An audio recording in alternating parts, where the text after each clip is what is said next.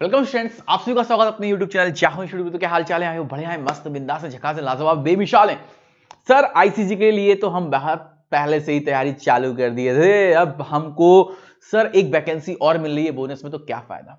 ठीक है, मतलब क्या जाता है, मैं इसकी भी तैयारी कर लूंगा। ठीक है, तो बहुत सारे बच्चे ऐसे हैं जो इंडियन कोस्ट गार्ड की तैयारी ऑलरेडी कर रहे हैं। ठीक है, और बहुत सारे ऐसे हैं जो अभी स्टार्ट भी नहीं किए हैं। तो उनसे मैं पहले एक चीज बोलना चाहूंगा कि यार अपनी तैयारी स्टार्ट कर दो। ठीक है, आपको अपनी तैयारी जो है स्टार्ट कर देनी चाहिए, क्योंकि अगर आप तैयारी स्टार्ट करेंगे तभी आपको फायदा है। और एक चीज पहले बता रहा हूं, जो बच्चे अपनी आईसीजी की तैयारी स्टार्ट कर चुके हैं, ठीक है, जो बच्चे अपनी आईसीजी की प्रिपरेशन को स्टार्ट कर चुके हैं, पहले उनको मैं एक छोटी सी चीज बताना चाहता हूं।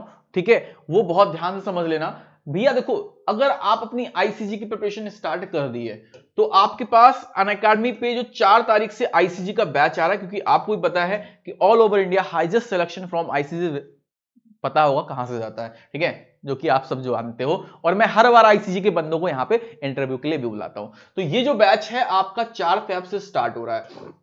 ठीक है, तो अभी आपके पास 31 तक 20% ऑफ है, अगर आप मयंक सर कोड यूज करके अग्निपथ कैटेगरी में प्लस लेते हो। ये तो एनडीए का है, लेकिन अगर आप अग्निपथ में लेते हो तो वो 799 का आपको पड़ जाता है। ठीक है, 31 फरवरी तक आपका एक्सटेंड हो गया है, वो 4 तारीख सॉरी 31 आपका जनवरी तक। ठीक है, 31 जैन तक है। तो आप इस बैच को यूज कर सकते हो, इससे आप सारी क्लासेस देख सकते हो। एक ही क्लास नहीं, आपको कई सारी क्लासेस यहां पे मिलती हैं। ठीक है, आपको एक बैच नहीं, यहां पे अनअकैडमी प्लस का आपका देना होता है, आपको वहां पे कई सारे बैचेस मिल जाते हैं। ठीक है, अब हम बात करते हैं, तो ये जो बात करने जा रहा हूं मैं वैकेंसी, ठीक है, आईसीजी। ठीक, अब हम देखते हैं इसमें आपकी क्या क्या वैकेंसीज में क्या क्या चीजें पूछी जा रही हैं। ठीक है, अब समझना मेरी बात आगे। तो हम लोग जो बात कर रहे हैं वो वैकेंसी है आपकी असिस्टेंट कमांडेंट की। देखो, एक इंडियन कोस्ट गार्ड जीडीडीवी नाविक आपकी आ चुकी है। ये वैकेंसी है असिस्टेंट कमांडेंट की, जो कि आपका 25 तारीख से फॉर्म फिलअप होना स्टार्ट हो चुका है। इसकी लास्ट डेट जो है 9 तारीख है। ठीक है, 9 तारीख है। एग्जाम जो है इसका भी मार्च में होगा। एग्जाम क्या है, इसका भी मार्च में होगा। इसकी फीस जनरल वालों के लिए 250 रुपए, एससी एसटी वालों के लिए 0 रुपए है। ठीक है, ये याद रखना। इसका जो फॉर्म है ऑलरेडी स्टार्ट हो चुका है, मैं थोड़ा सा लेट बता रहा हूं आपको। ठीक है, एग्जाम की जो डेट लास्ट डेट है वो 9 फरवरी है। एग्जाम डेट है मार्च 2023 है। क्या सर ये आईसीजी जैसा सेम होता है? बेटा एग्जाम पैटर्न अभी मैं आपको सब बता रहा हूं। अब पहले ये समझना कि आप अप्लाई कर सकते हैं कि नहीं कर सकते। सबसे पहले हम इसकी बात करते हैं। तो भैया एक चीज समझो, देखो आपके पास, ठीक है, 71 पोस्ट है टोटल, इसमें 71 पोस्ट है। ठीक, जिसमें जनरल ड्यूटी, ठीक, सीपीएल एसएसए की 50 पोस्ट है, टेक इंजीनियर की 20 पोस्ट है, लॉ एंट्री की छोड़ दो क्योंकि आपको उसको कोई फायदा नहीं है। तो ये आपके पास एक जनरल ड्यूटी का पोस्ट है 50, ठीक है, और टेक्निकल इंजीनियर का, इलेक्ट्रिकल का पोस्ट है 20। अब बात कर लेता हूं जनरल ड्यूटी के लिए क्या चाहिए। जनरल ड्यूटी के लिए आपको बैचलर डिग्री होनी चाहिए, यानी कि आप क्या होनी चाहिए, बैचलर डिग्री, मतलब आप ग्रेजुएट होने चाहिए। तो जो बच्चे ग्रेजुएट हैं ये उनके लिए है, ग्रेजुएट होने चाहिए with 60% marks in all semester या ईयर। ठीक है, इसमें जो पेपर है वो 10+2 लेवल का ही एग्जामिनेशन का आएगा। इसकी डेट ऑफ बर्थ आपकी 1/7/1998 से लेकर 30/6/2002 के बीच होनी चाहिए। This is only for male, not for female. ठीक, आपकी जो डीओबी है वो मैंने आपको बता दी कितनी होनी चाहिए। अब हम बात कर लेते हैं इंजीनियर वालों के लिए। ठीक है, ठीक है, पायलट या सीपीएल एसएसए के लिए देखो 10+2। अब आप इसमें 10+2, ये जनरल ड्यूटी जीडी के लिए थी, ये पायलट के लिए है। अगर आपको लगता है कि आप कॉमर्शियल पायलट बन सकते हैं तो 10+2 पास होने चाहिए 60% मार्क के साथ, and valid commercial pilot licence from DGCA. आपके पास कॉमर्शियल पायलट लाइसेंस होना चाहिए। 1/7/1998 से लेके 30/6/2004 आपके पास इसकी डेट ऑफ बर्थ है।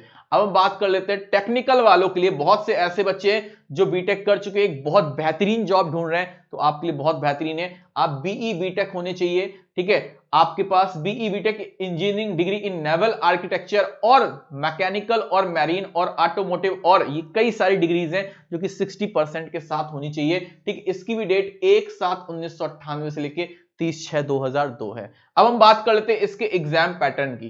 ठीक है, कि इसका एग्जाम पैटर्न क्या होने वाला है, समझते हैं। देखो भैया, सेक्शन 1 अगर हम बात करें, जीडी है चाहे सीपीएल है चाहे एसएसए है, आपका जो सेक्शन 1 है इंग्लिश, आपकी उसमें इंग्लिश 25 की आएगी।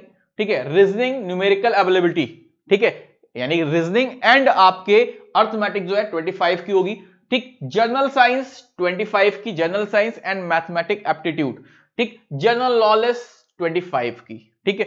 ये है सेक्शन 1 जो जीडी और सीपीएलएसएस यानी पायलट वाले हैं उनके लिए। इसका एग्जाम 2 आवर का होगा, यानी 2 घंटे का आपका इसका एग्जाम होगा।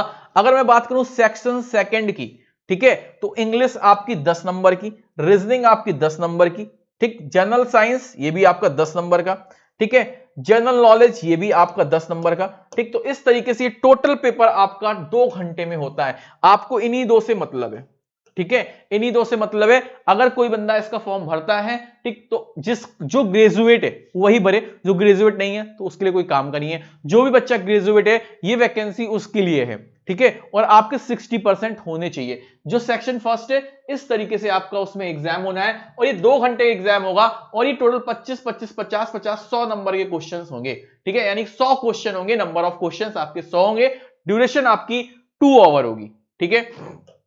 ये तो बात हो गई सेक्शन फर्स्ट की। सेक्शन स्टेज 2, ठीक है, स्टेज 2 की बात करें तो स्टेज 2 क्या है? Preliminary selection board PSB based on the performance in the stage first candidate will be shortlisted for appearing in stage second which will be conducted for a day at Noida, Mumbai, Goa, इन जगह पर होगा। यानी कि आपका जो स्टेज सेकंड है, ठीक, जब आप ये पास कर लेंगे उसके बाद आपको स्टेज सेकंड के लिए बुलाया जाएगा। तो जो भी बच्चा इसकी वैकेंसीज में इंटरेस्ट है, जो भी जिसको भी इंटरेस्टेड है, क्योंकि 1-2 बच्चों को मेरे पास मैसेज आया, सर असिस्टेंट कमांडेंट की वैकेंसी आई है, क्या हमें फॉर्म फिलअप करना चाहिए या नहीं करना चाहिए? तो मेरा सजेशन ये होगा, अगर आपके पास ग्रेजुएशन है देन आप फिल कर सकते हो, क्योंकि ये वैकेंसीज आपकी बहुत अच्छी होती है, इसकी सैलरी भी बहुत अच्छी है, ठीक है। इसकी सैलरी भी आपको बहुत जबरदस्त सैलरी मिलती है, मतलब ये असिस्टेंट कमांडेंट यानी हाई लेवल की जॉब हो जाती है, तो इसमें सैलरी भी आपको बहुत बिंदास मिलती है, ठीक है। तो जो भी बच्चा इसके लिए एलिजिबल है या फॉर्म फिलअप करना चाहता है तो आप फॉर्म फिलअप कर दो। अगर इसकी सैलरी के बारे में जानकारी चाहिए तो आप मेरे को बताइएगा, तो मैं इसकी सैलरी के बारे में भी आपका वीडियो बना दूंगा। तब तक के लिए जय हिंद, जय भारत, वंदे मातरम।